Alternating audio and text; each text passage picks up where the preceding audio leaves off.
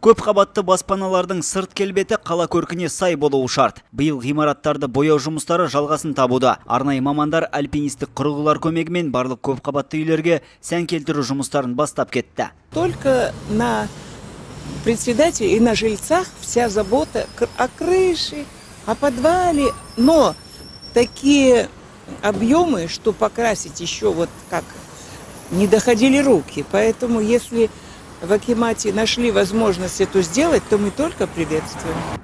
Отношусь с добром, что изменяется фасад наших зданий.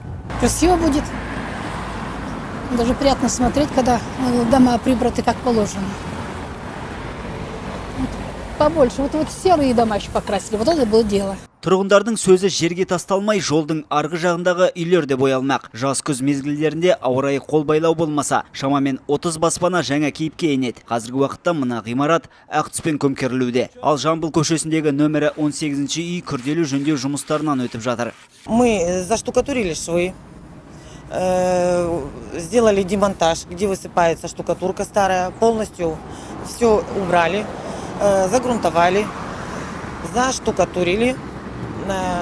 Делаем сейчас декор-штукатурку, она называется «Дождик». Мұндағы жұмыстар санаулы күндердің ішінде аяқталады.